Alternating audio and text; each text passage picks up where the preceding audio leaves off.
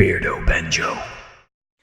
Hello everyone and welcome to 2020. It is the 4th of January and already World War III is trending on Twitter. So I guess you could say we're in for a bumpy year. Now I'm not here today to talk about politics, I'm not here to talk about the world being decimated by nuclear war. I'm here to talk about growing your YouTube channel and reaching the widest audience possible. And this is really aimed at people who are starting out or people who are struggling. I'm not necessarily talking about people with a couple of thousand subscribers. Those people have probably already cracked it and they kind of understand how to grow outwards. This is for the people that kind of are sitting there with only a handful of subscribers or 100 subscribers and are just looking to kind of break through the next barrier and kind of extend their reach. I sat there for the longest time, and that's why I think making these kind of videos is important. I've watched a few of them, some of them fantastic, some of them not so fantastic, but this one hopefully will really help some people. And now this is going to be a series of short videos because I don't want to waffle on for too long about a massive subject. I want to cut it down into parts and start to talk about each individual part in as much depth as I can whilst also keeping them short and snappy. Now you might be sitting there thinking, this guy's only got 800 subscribers. Why is he telling us how to grow our channel? I'm not telling you, I'm trying to help you. It's a fair point. I am still quite new to this. I've only been going since March of 2019, but I did take a huge amount of time off during that period. And I've started to really get some steady growth. 2 to 3 subscribers a day, some days it's more. Of course you lose some every now and then, but you can't let that affect your stride. But I have got a steady stream of growth coming now. And I've got to the point where my content is being dropped out weekly and I'm comfortable around the schedule that I have. And I think I've learned enough to be able to share some tips and tricks with all of you. Now, when I started out in March, I put out tons of videos. I just went crazy. A new video every day if I could.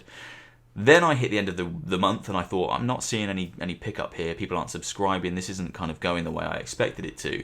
And I stopped for a little while. In April, I put out, I think, 2 videos. In May, I put out maybe 4. I did nothing in June. And then in July, I really went, you know what, let's give this another go. And I started to sit there and really look under the hood of YouTube and see how it all works and what I was doing wrong. And I wasn't necessarily doing anything wrong. I was making the content that I loved and the content that I wanted to make, but I wasn't optimizing it in the right way to reach an audience. And that's what this little series is going to be about. How do you optimize your content to reach an audience? There's a few things I've learned. I don't know how many parts this series is going to be.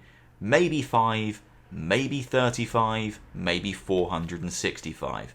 But it'll be as many as I feel needs to be to get across all the things I've learned in the short period of time I've been doing YouTube and seeing some genuine success. I think success is 10 subscribers right up to 10,000 subscribers because you've got people that want to watch your content, people that want to see what you're doing. So never, never, never put down the amount of subscribers you have because it's impressive regardless of the number. But if you want to see growth, hopefully these tips will help you. So part 1 of this series is going to center around one thing, and that one thing is being relevant and being on topic or trend. Don't let the alarm bells ring. I'll explain all in a second, but that is what we're going to cover today, being relevant.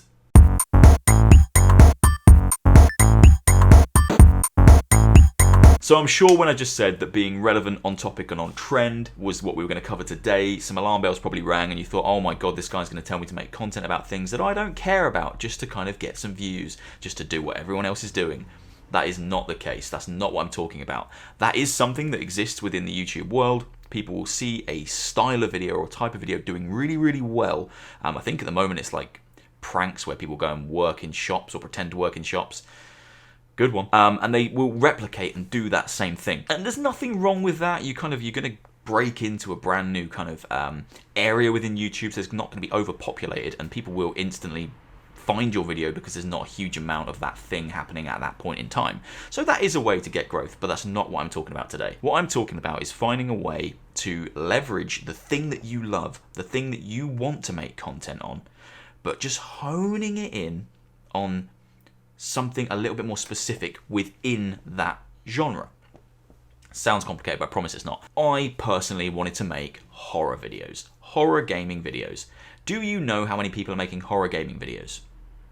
Millions. Everyone wants to make horror gaming videos, and I understand why, because horror games are fantastic. They are enjoyable to watch people play, because even if you don't like playing them yourself because you get scared, it's quite fun to watch someone play them and scream and freak out. It's hilarious. To break into that world is very hard. because you're probably the 100,000th person to play Outlast. If you put a video out that's, I play Outlast, part 1, 2, 3, 4, 5, 6, 7, 8, 9, 10. Do you know how many people have already done that? So many people. And there's nothing wrong with you sitting and making that content because it's the thing that you love, and you should make the things that you love. But let's try and really hone in what you're doing just at first to build yourself an audience. If you want to play Outlast and you want to watch loads and loads and loads of people watch you play Outlast, then because Outlast is such an overpopulated topic, you need to build the audience first. And that doesn't mean selling out or doing something you don't want to do to build an audience. Let's still stay within the horror realm, but let's do something that's a little bit untouched, just to build an audience, just to get you some viewers, just to get some eyes on you first, and then start doing those things that you're really wanting to do. Let me kind of show you what I mean with an example, a real life example. Okay, here we are on YouTube. We all know YouTube, we all love YouTube. Let's say you want to make videos. You're a brand new YouTuber, you've just jumped on the scene and you want to make YouTube videos about Marvel movies. Let's just see what that life's going to be like for you. If you search Marvel movies into YouTube, and I've got a tool to kind of explain this up here. If you search Marvel movies into YouTube, it is an endless stream of content around Marvel movies. If you make a video about Marvel movies right now, where do you think that's going to land? It is going to land thousands, maybe millions of videos down. How hard do you think it's going to be for someone to get their eyes on that video? Pretty damn hard, because there's so many people also making the same thing. Now, I subscribe to TubeBuddy, which is about £2 a month, and that gives me some kind of analytics. And that was one of the first steps in starting to understand how YouTube works and how I can break into little gaps in the markets within the things that I love. Now, TubeBuddy up here is telling me that Marvel movies is extremely searched for. The search volume is excellent. The searches per month is 7.12 million searches per month. So people want to see content about Marvel movies. So if you're creating a Marvel movies channel, you're not doing anything wrong. People want that content. But your competition is unreal. TubeBuddy is telling me that the competition is poor, so that means there's just millions of other people doing this exact same thing. And you're going to have a hard time trying to break into this Marvel movie themed content world. So if I click weighted, it will give me a breakdown for my specific channel. It goes into a little bit more detail, but effectively it says that the search volume is really high, excellent. The competition is poor. There's just tons of people doing this same thing. And the optimization strength is very good. So what optimization strength means is this. If what you've searched is Marvel movies and you want your video to appear in that search, then in your title for your video, it needs to say Marvel movies. Probably the first 2 words in your title, Marvel movies. In the description to your video, it needs to say Marvel movies, probably several times. And then importantly, in the tags to your video, it needs to say Marvel movies. You're linking those 3 things together. Your tag appears in your title, which appears in your description. And if you want to go one step further, you can put the tag into your bio for your channel as well. Not your bio, sorry, your channel tags. And that kind of really links it together. So your channel tag is going to appear under Marvel movies. Your video title is Marvel movies. Your description is Marvel movies. And your tag for your video is Marvel movies. You've optimized that content. So if someone types Marvel movies, you're the first thing that's going to pop up. Not necessarily the first thing, because the competition is so poor. There are so many people making that piece of content. So when I'm talking about getting relevant and on topic and on trend, I'm talking about do the thing you love, because if you don't do the thing you love, and if you make the content that you're not passionate about, it will show. It will come through in the video you produce. People that watch it will know that it's not you, it's not true, it's kind of false almost. And you don't want that. You want to appear you, because you are the only thing that you have to sell. YouTube is effectively like a business. If you're coming on here to be an entertainer, you are your best tool. You want to sell yourself. At the end of the day, I can go and watch a video about Marvel movies 1,000,000 times over for 1,000,000 different people.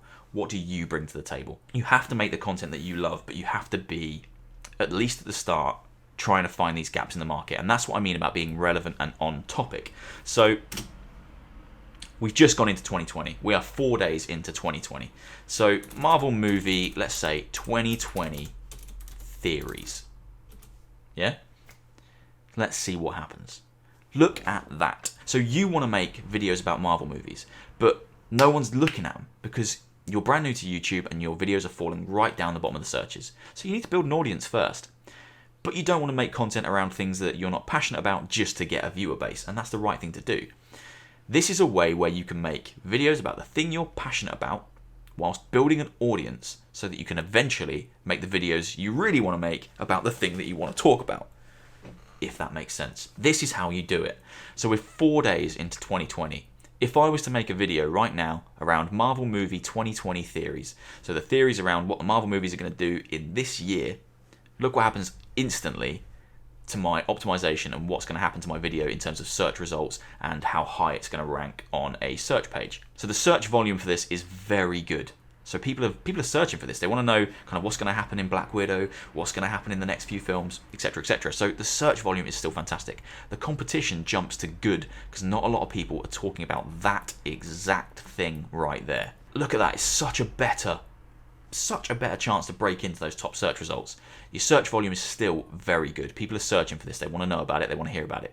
Your competition is good. There's not a lot of people making content about it. There's still people because it's not up here in the green, but it isn't bad like it was with just generic Marvel movies. It's jumped right up. And your optimization strength is excellent. So if you put that exact tag as one of your tags, and it was in the title, and it was in the description, maybe multiple times, you could make a video today based on Marvel movie 2020 theories and it would just land so much better in the search results than if you just made a video about Marvel movies. Hopefully that makes sense.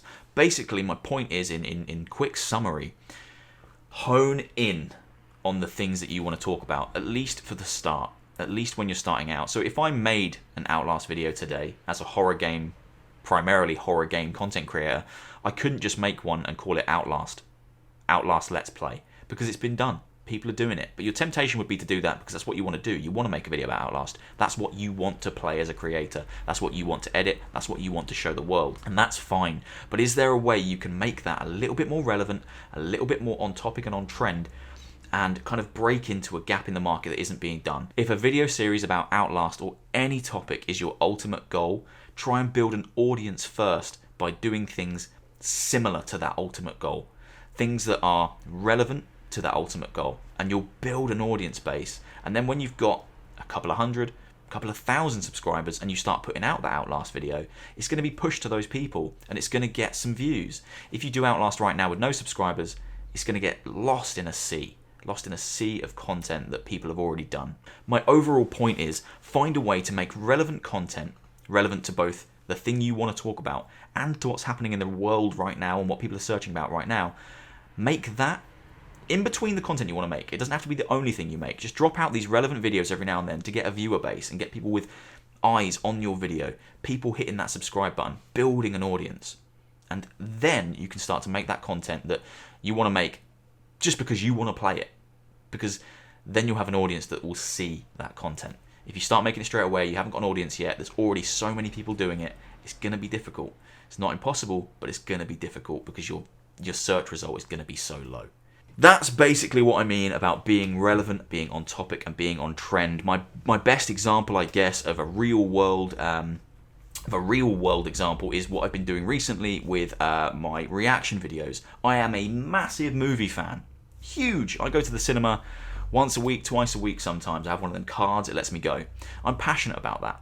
So I've been making reaction videos to the trailers that I care about, as and when they happen. They're relevant, they're on topic, they're on trend. Now all those videos tend to get around 400, 500 views per video, and they bring me in new subscribers. People see my content and go, oh, I kind of like what this guy's doing, and they bring new people to my channel. That is the best real world example I've got of being relevant, on trend, and on topic. I'm still making content about things that I'm passionate about. I'm still doing that. I'm not selling out and making content about things that I don't care about just because they get views. I'm making content that I care about, but I'm making content that's specific and relevant as it's happening, because that's not got that many people dominating the search results, and I'm able to creep up, get to the top, get some views, and bring people to my channel who I can then show the content that I'm really passionate about, my VR content, my weird gameplays, my horror content. Does that make sense? Hopefully that makes sense. You need to get an audience first and then start to do the stuff that you really want to do. Save your passion projects. Save your passion projects until you've got a few people that want to watch the stuff that you do because you're entertaining to them. Hopefully that makes sense. Hopefully you found something really useful in here. This has been part 1. I'm going to knock out a few more parts about this because I've learned a lot of things. This is just about being relevant, on topic and on trend, but I do have more tips and tricks that I'm going to be sharing over the next couple of days. Hopefully this has been very useful to you guys. I will see you again for another one soon. Don't forget to hit subscribe. Love you all. Take care. Good luck.